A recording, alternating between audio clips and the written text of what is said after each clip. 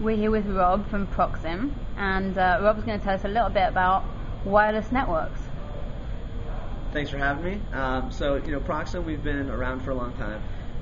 What we do is what we call the full end-to-end wireless broadband ecosystem. So that's everything from wireless LANs, indoor Wi-Fi, to outdoor Wi-Fi, to WiMAX, fixed WiMAX, point-to-multipoint wireless, and then all the way up to point-to-point wireless backhaul. So we kind of run the gamut between everything from indoor wireless to outdoor wireless. And you guys, you're an infrastructure company, basically. We are indeed, yes. We're a manufacturer of all the wireless devices. And your biggest market is the U.S. right now? The U.S. is currently our biggest market, but we operate globally.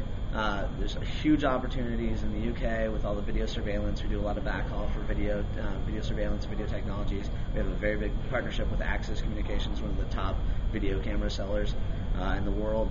And also Russia, India, a lot of these developing countries where they need broadband, but they can't afford to do it via fiber. It's just not feasible financially.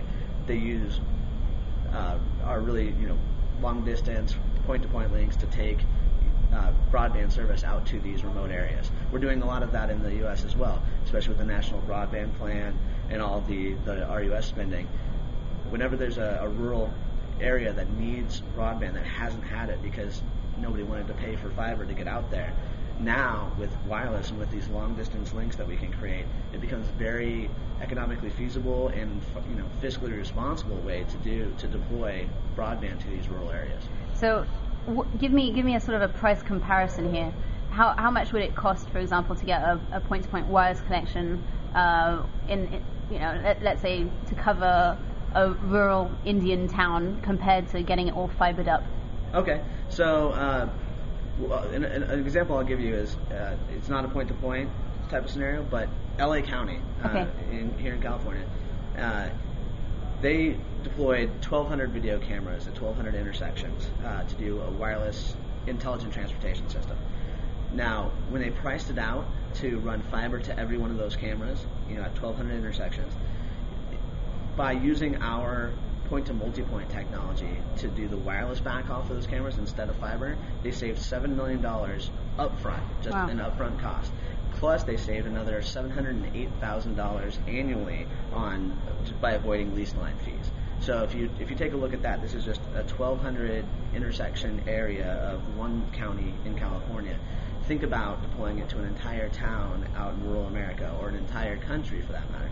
The country of Turkey is using our wireless backhaul technology for all of their video surveillance measures that they're taking. So we have a big port in Turkey, and now they're rolling it out throughout the rest of the country as well.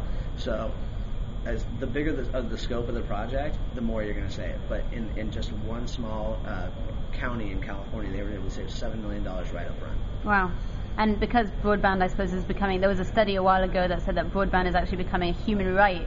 So that's actually really good for you guys because, you're actually being humanitarian, therefore, it's not just business, you're bringing humanity to all these corners of the world. It's a good point. It works out well. The National Broadband Plan, right? We have 44 million people in America alone who have no broadband access at all. They have dial-up and that's it. And as we all know, it doesn't cut it. So the National Broadband Plan basically stated just that, is that we have all these people who don't have access, and they have to have access. We have to make that happen as a country. So when you look at it that way, it works out very well for us because we're able to do that. And not only are we able to do that, but we're able to do it in a very fiscally responsible manner. If you're going to run fiber out to all these places, it's not only is it going to take a long time to get service to those people, it's going to be really, really expensive. And if you look at, this is government money that's being poured into this. This is taxpayers' dollars. What's the most fiscally responsible way to get broadband to these people? Wireless is absolutely the answer for that. And you mentioned a little bit about CCTV cameras, especially in the UK. Mm-hmm. Tell us a little bit about how that works. So the UK is great, right? They hopped on video surveillance way early. The US is just now in the last couple of years really starting to deploy. Ever since 9/11, where we've become more comfortable with deploying video surveillance. So in the UK, here in the US, all the major markets that are doing video surveillance, when you have to put cameras in so many locations, if you think about having to run fiber to each one of those cameras, whether it's fiber, copper, anything, and then having to run power to those cameras and all, it just becomes a very costly proposition.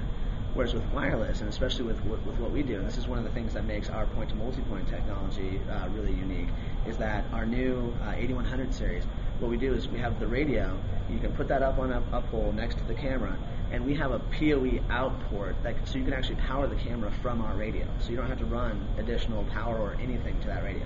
So not only do you power the camera from our radio, but then it backhauls the traffic wirelessly, gets rid of the fiber, it reduces deployment time drastically, as well as reduce costs. Wow.